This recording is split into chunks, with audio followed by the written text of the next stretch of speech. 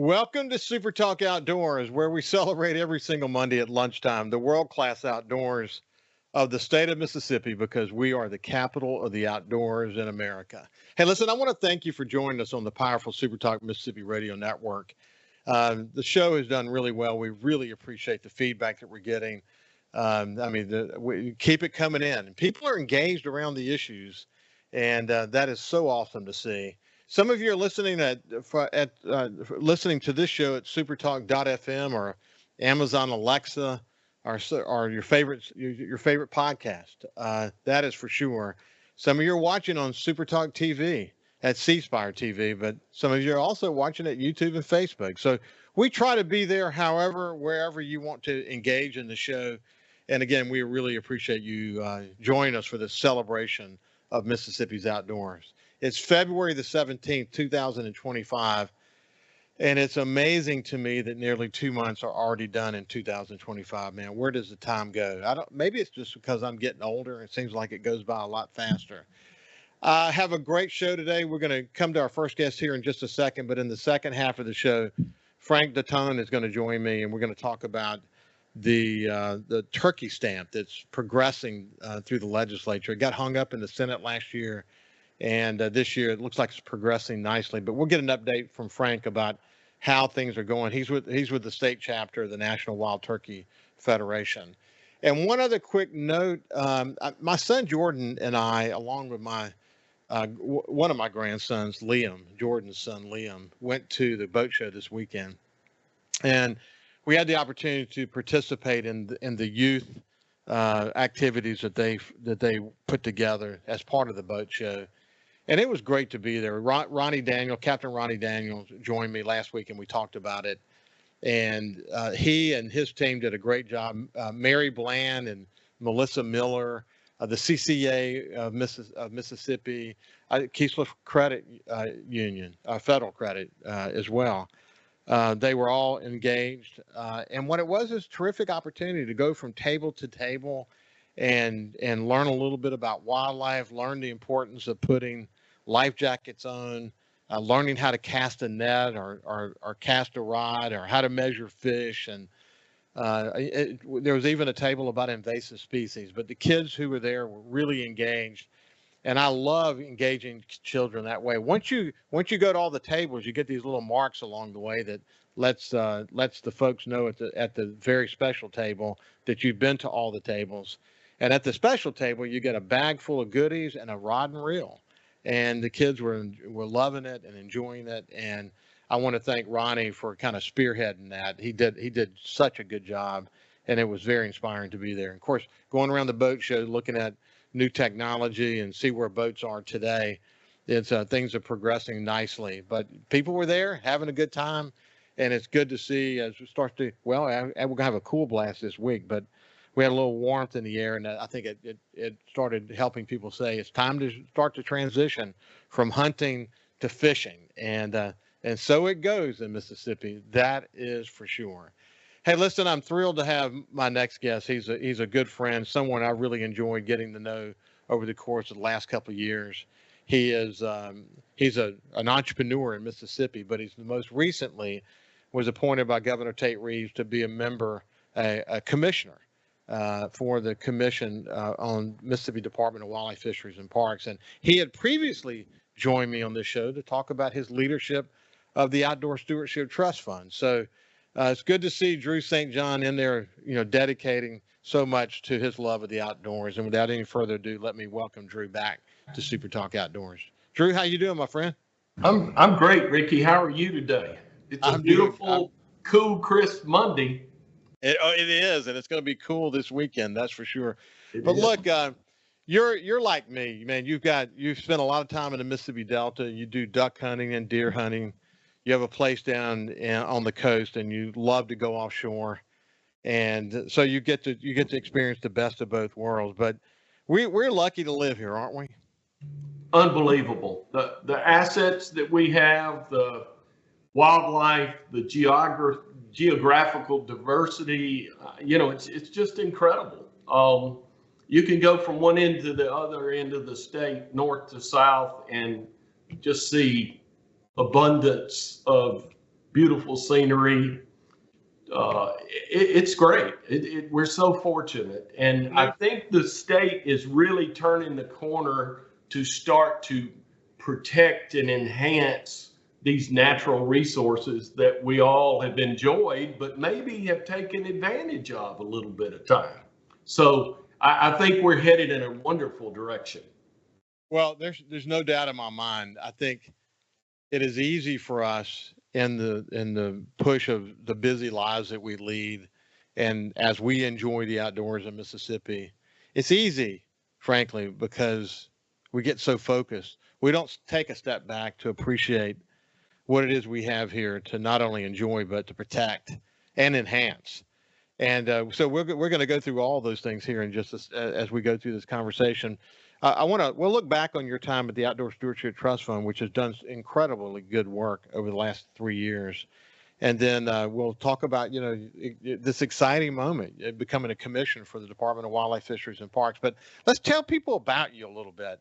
Tell me about your business. We're located in Canton, Mississippi. I'm originally from Hattiesburg. I've been in Madison. I live in Madison now. I've been here for the last 20 years with a couple of different businesses. I sold my last business, New South Access and Environmental Solutions. It ultimately is owned by United Rentals now. So, and I help them and do some consulting with them. But this business that I started 5 or 6 years ago, which according to everything I tell my wife, this is the last one, and I'm going to retire after this one. So we do precast concrete products under 3 different brand names, pole base units for parking lot lighting, all precast, and it saves time and money. And we do a line of residential pavers and wall blocks, and then we have a great engineered product that's our biggest product called Ready Rock. And we work, our market is about 200-mile radius. So we go from Pensacola to Shreveport up to Memphis, over to Birmingham, and over to Lake Charles. So we've got a nice area to work. We've got one of our salespeople lives in Pass Christian, and he works that I-10 corridor from Pensacola over to Lafayette.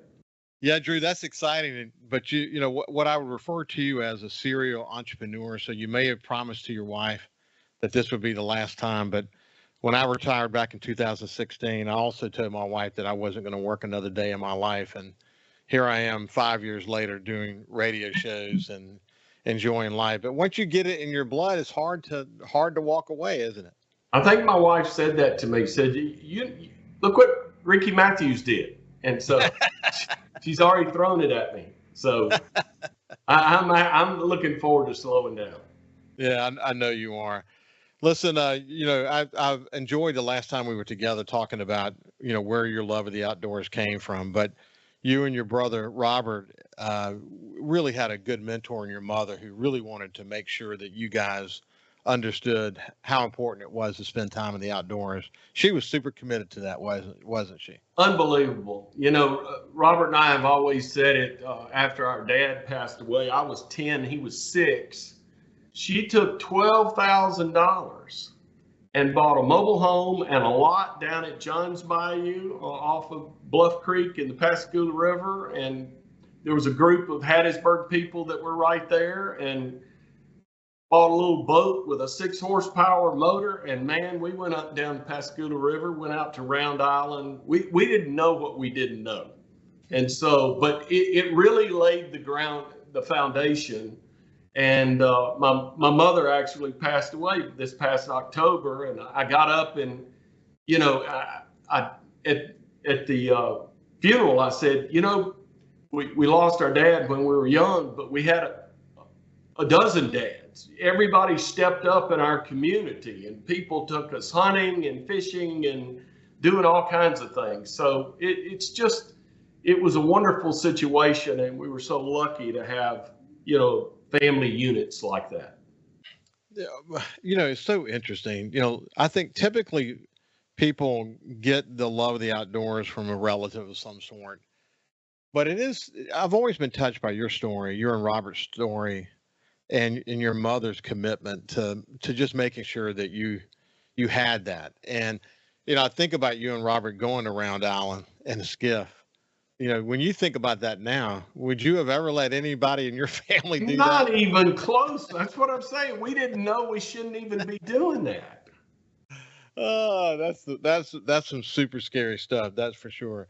Listen, we're getting to the end of the segment, so we'll pick it up on the other side. But it's been fun watching you work with the Outdoor Stewardship Trust Fund, having been appointed to be a member of that group. It is a great example of Mississippian giving back. In a lot of ways, what a great prerequisite. I mean, one that worked really well for you as you come in to be a new commissioner for the Department of Wildlife, Fisheries, and Parks, because through the foundation, you had through the Outdoor Stewardship Trust Fund, you had an opportunity to see all the partners and how so many people are working together. So when we get back on the other side, we'll talk more about that with Drew St. John. We'll see you after this. Welcome back to Super Talk Outdoors. Listen, are looking to purchase the perfect piece of hunting property, upgrade your farm equipment, or have you been dreaming of owning your slice of heaven out in the country? Look no further than Mississippi Land Bank for your financing needs. For more than 100 years, farming families and landowners in North Mississippi have turned to Mississippi Land Bank for all kinds of financial solutions, whether it's for land, equipment, or livestock. For more information, visit MississippiLandBank.com or go by and see one of their friendly staff at any of their offices. Hey, listen, we're visiting with Drew St. John, the newest commissioner for the Commission for Mississippi Department of Wildlife, Fisheries, and Parks, and someone I've had the pleasure of getting to know over the last couple of years. And I think he's going to be a terrific addition. He's someone who's super committed to Mississippi's outdoor enjoyment.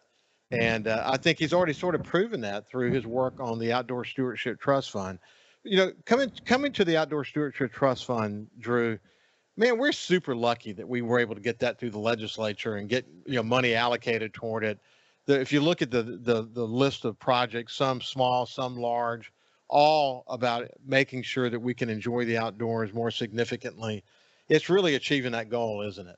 Oh, Ricky, you know what I call it? Mississippi's best idea. Isn't that awesome? And it is. It is. We have touched, we started off with a blank piece of paper, but the bill, if you go back and read House Bill 606, it was well thought of, well thought out, and has really been, it's a legacy, great improvement to the outdoor community. And the projects that we funded 79 projects so far. And we've touched 62 different counties across the state, and so we've really made an impact. We just finished the third round of funding, and it's just going beautifully. Well, I think one of the things that we talked a lot about this when we created it. I say we because so many people, a collaborative of people who care deeply about the outdoors in Mississippi, work together to urge the legislature to move forward with this. Took a couple of years to get it done, but we got it done. But when you look at the successes, I think one of the most significant things that has emerged, we knew this early on, and certainly there were great indications that this would be part of it, and that is the matching funds that are available to us. By not having a fund like this in Mississippi, we weren't able to draw down federal funds. Now there's, cities have matched and counties have matched, the state has matched, but the big money is at the federal level. And if you look at the last 3 years, the evolution toward more and more federal funds, by taking a Mississippi dollar and multiplying it multiple times, we've had some good success with that, haven't we? Unbelievable. And, I'm chairman this year, and I'll actually go out as chairman in July and then go into the commission in July also. But one of the things that we're doing in early summer is we're going to have a grant seminar. We're going to invite all the people that have ever filed an application, whether they were successful or not, and we're going to have people come in and we're going to teach them different areas to look in, because we've had a lot of counties and cities, and they deal with block grants and they're looking in those areas. We want to be able to teach them to look in USDA and different areas like that. So we want to build the pie, and right now we're standing at $127 million worth of projects funded. And we've taken $37 million of state legislature money, and we're going to complete $127 million worth of projects. So it's unbelievable. Well, listen, my friend Scott Coopwood, who's the current chairman of the Department of Wildlife, Fisheries, and Parks, will be rolling off, and you'll be rolling on and taking his position. I think Scott has done a terrific job of settling things down and kind of turning the corner on the commission after a bit of a rough patch.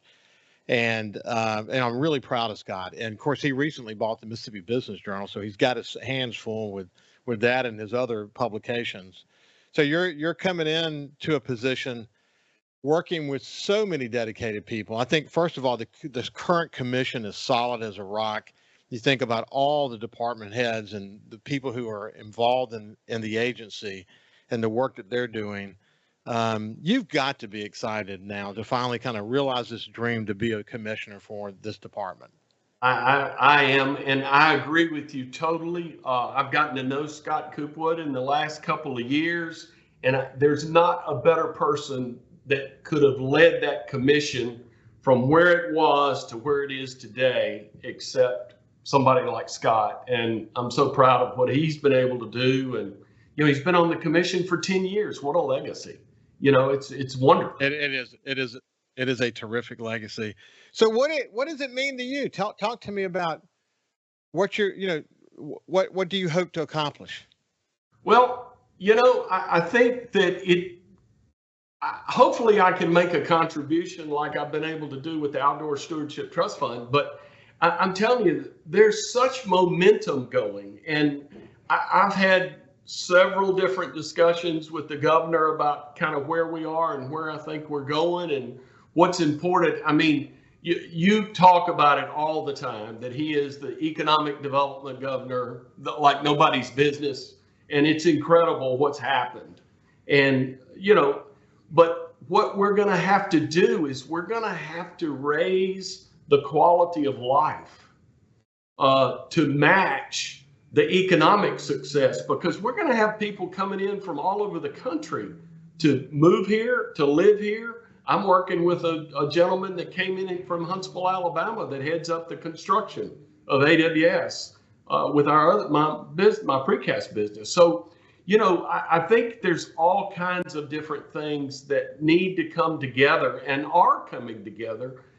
Great steps going forward if we can get this turkey bill finished, the turkey stamp, and get that done and start to take that money and plow it back into habitat and research and different things like that. I mean, when I grew up as a boy in South Mississippi, I had an English setter and I was a quail hunter.